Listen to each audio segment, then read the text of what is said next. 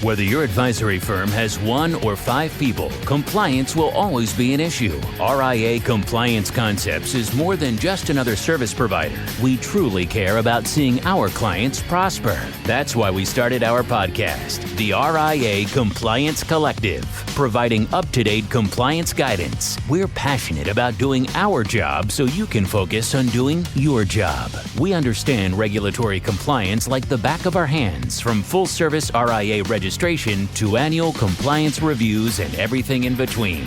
We're here to get you there. Hey everyone, welcome back to the RIA Compliance Collective. I'm Megan Campbell. On with me today is Ivan Barretto and Collin O'Brien. How are y'all doing? I am doing excellent, Megan. How about yourself? No complaints. No complaints. How about you, Ivan? I'm good. I'm ready for the fall weather for goodness sakes. It's been 100 degrees for almost forever. I'm ready for colder weather. Yeah. I think we can all say amen to that. Yeah. Very, very done with summer. I am completely done with summer. I'm over it. I'm ready for fall clothes. So Yes. Well, today we're going to follow up with one of our most recent podcasts where we spoke about SEC exam priorities. And in our last episode, we discussed the SEC's primary purpose and strategies behind their exam priorities, as well as some recently released risk alerts. Say that 3 times fast. On this episode, we're going to discuss their main focus areas, including retail investors and a few topics regarding retail investors, digital assets, cybersecurity, and AML. Now, these focus areas aren't an exhaustive list, and the OCIE can refocus its efforts throughout the year. So it's always a good idea to check the risk alerts that are published on their website. We'll have a link to their sign-up page in our show notes so you can stay up to date. Today, however, we're going to focus on those exam items that pertain specifically to investment advisors. With that being said, Ivan, can you give us a little insight as to what they're looking at when it comes to retail investors? So for retail investors and seniors, they're obviously looking at the classic vulnerability of several risks that they want to focus in on. Obviously, full disclosure of all fees and relating to the cost of investing, looking at keeping fees simple and understandable for retail investors. The one other focus area is wrap fee programs, which is a common tool used where traditionally they're used for actively managed accounts. But when you have wrap fee programs and you have this all-encompassing fee that, retail investor pays, there's a lot of administrative costs that are packaged with that type of program, which, when you look at wrap fee program compared to one that where all the fees are not encompassed into one managed fee, there's a great difference in the percentage points regarding that because they're a little bit higher because wrap fee programs account for all of these administrative fees and so forth.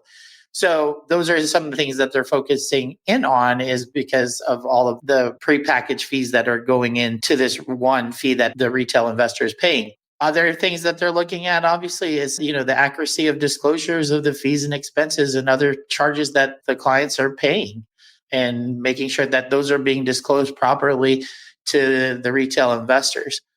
Now, as far as conflicts of interest go, that's another thing that they're looking at too, is the conflict of interest and the best interest of their clients. And if there's any conflict of interest, that those are properly disclosed. So things like affiliated service providers and products, highlighting the arrangements of portfolio management practices and the compensation arrangements for these service providers. Securities backed by non-purpose loans and lines of credit.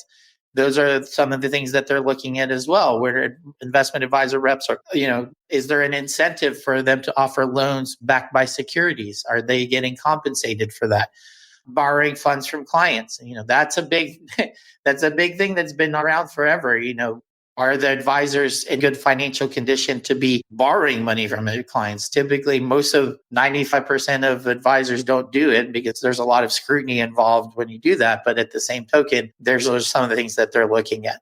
And when it comes to retail investors, is the OCIE looking specifically at anything that relates to senior investors and what RIAs can do regarding senior investors? Of course. I mean, that's the next big wave of potential compliance issues for all RIAs out there. The aging population is a big, big, big hot topic issue. And it's only going to get worse because, the baby boomers are retiring in droves and they're ripe for being exploited. So not only the SEC, but all the states and all the financial industry companies, banks and mortgage loan companies and so forth, those are the things that people have to be aware of. The regulators have to be aware of. So yes, financial exploitation, the OCIE is looking at services and products that are being offered to seniors, making sure that there's a strong compliance program and training that's offered to the staff to recognize, obviously, the red flags of diminished capacity, red flags for being exploited, and so forth. Now, as far as, portfolio management and trading goes, they're also looking at the aspects of portfolio management in regards to clients. And OC is basically recommending you look at various things when you're looking at your portfolio management from a compliance perspective, making sure you look at the suitability-based objectives and risk tolerance for clients, and especially for senior vulnerable clients, portfolio drift from the IPS, risky products, or in making sure there's accurate disclosures in place, and then monitoring and other management risks such as sub-advisors or mutual funds that firms using for their portfolio management and trading. Okay. And I know one question we get asked is, when are they going to come look at us, right? We always seem to get asked that question. Are there any specific types of RIAs that the OCIE is targeting when they're doing this? I mean, the biggest change that we've seen recently, and it's been going on for the past few years now, is if you're newly registered as an RIA with the SEC, there is going to be a risk assessment exam of your practice. It's just a given within the first year and a half of operation. We've been seeing it more. They basically are taking this stance of similar to the states, where the states were going in the first year and a half of operation, making sure they do an exam at a newly registered firm. It's the similar process with the SEC now. They're looking at doing more risk assessment exams for newly registered firms. Okay. So it's mostly just newly registered. If someone's never been seen before, then do you think they should be kind of on the lookout on the horizon? Yeah. I mean, if they haven't been seen and it's been a while, you definitely need to be prepared. They have a risk matrix, and a lot of state regulators do as well. They have a risk matrix trying to try to set the examination priority for their teams. And they do that based off of a risk metric approach. Obviously the firms that are higher on the risk matrix profile, they'll be seen more frequently versus the ones that are on the lower end of the spectrum as well. So, but yeah, if there's a firm that hasn't ever been seen before, I mean, you definitely want to be prepared. And obviously there's some, sample examination letters that you can find just to get yourself prepared of what they're going to ask for to get that stuff ready. Obviously you can work with your consultant to help you get prepared as well and so forth. So, but yeah, that's definitely something you need to be prepared for. Okay. Yeah, there's several different items there that raises a firm higher on that matrix, such as changing your business focus, offering changing the products that you are advising on. If there's been any mergers or acquisitions, other investment advisors, that also puts a firm that would be lower on a higher ranking on that risk matrix. So, really good points. Yeah, that's something to keep an eye out for sure. And now, Collin, it seems like we can't read the news or watch the news without seeing that there's been some sort of security breach at a large firm. Is the SEC looking specifically? They're looking specifically at cybersecurity, but how specifically are they looking in the RIA space? Well, this has been hammered for years. It has to be at least 10 years in a row now that this has been on the exam priorities, but it just seems to be an issue that affects us on a regular basis. We're handling a lot of sensitive information. Advisors are handling a lot of sensitive information for their clients and everything. So the OC will be looking at various items for cybersecurity that investment advisors need to take in consideration.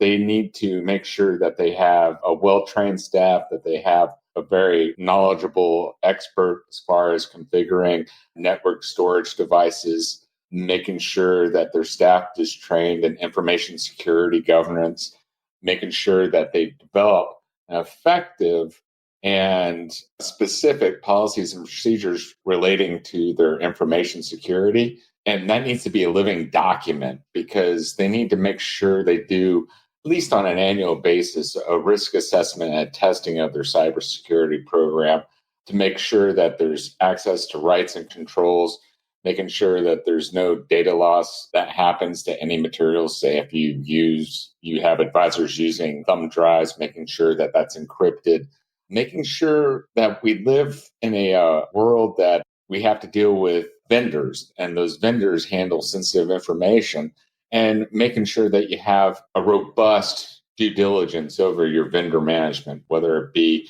your cloud service provider, your customer relation management programs, your attorneys, your banks, your compliance consultants, that all this is being taken care of.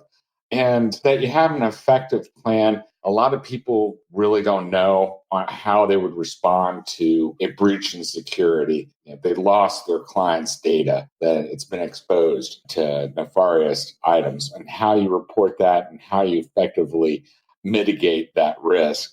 There's several different rules out there. Various states have different reporting rules. There's different actions that you need to take. But to develop a plan for that is really, really critical to help mitigate any damage that might be done to an advisor and the advisor's clients. There's several different risk areas out there.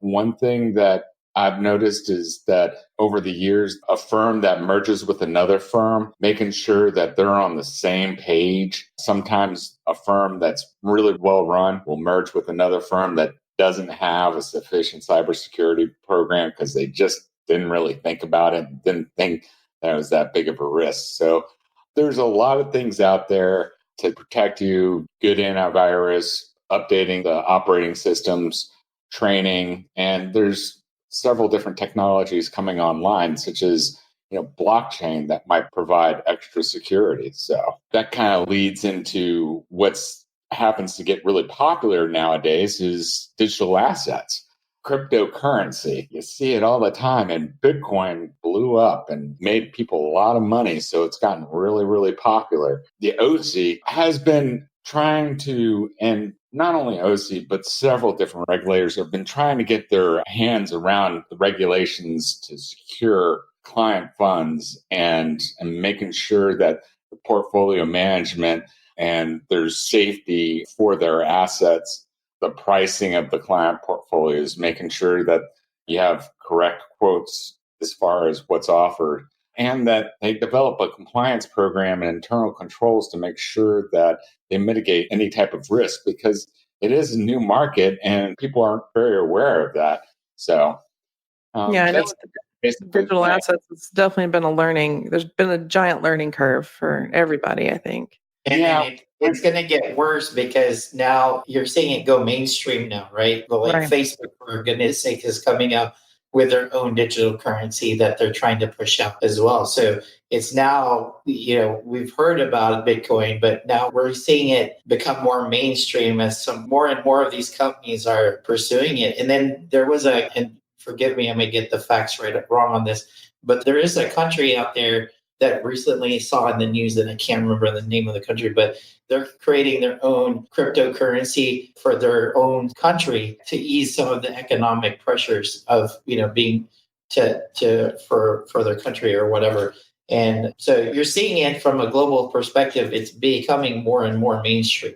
There's a lot of risk out there. When I first heard of Bitcoin way back when, I just sat there and first words out of my mouth is like, wow, they're giving a way for criminals to have currency now. So it's just kind of scary sort of thing. So yeah, which gets into my next question about anti-money laundering. At the start of the show, I mentioned that the AML is on the priority list.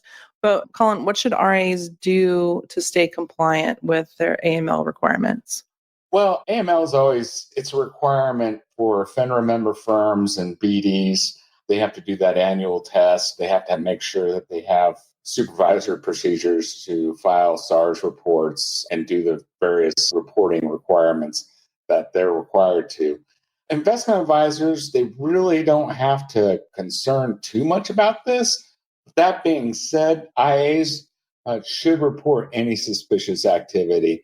The money laundering rules basically affects everybody that gets involved with that. So they need to learn who to contact at their BD if there's an issue.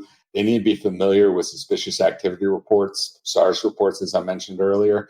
And when they're bringing on any new client, make sure that they double check the OFAC list. That's the list that gives out who's the restricted people that can't do financial business in the United States. So, and several other countries that have adopted that too. But that's basically it. Is it a focus for IAs? No, but is it an ongoing concern? Yes. So, Gotcha. Well, thanks, guys. It's always good to know what advisory firms can expect to see when the regulators come knocking. Hopefully, our listeners can take this information and shore up any areas of their compliance programs where it may be needed. And with the year quickly coming to an end, we're recording this in mid-September. We'll see how this priority list plays out. And we'll also bring you an update with next year's exam priorities list once that's published. In our show notes, we'll have links to that exam priorities list as well as a link to that SEC alert notification sign-up page so you can all stay on top of it. Other than that, we want to thank you all for joining us today and hope you join us next time on the RIA Compliance Collective. Until next time, we're here to get you there. Thank you for listening to the RIA Compliance Collective.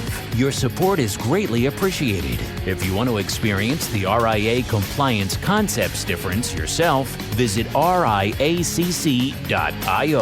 From mock audits to customized compliance procedures, ongoing compliance assistance, and beyond, we're here for you always. Keep listening to discover more on how you can keep your advisory firm compliant so you can focus on achieving your goals. RIA Compliance Concepts. We're here to get you there.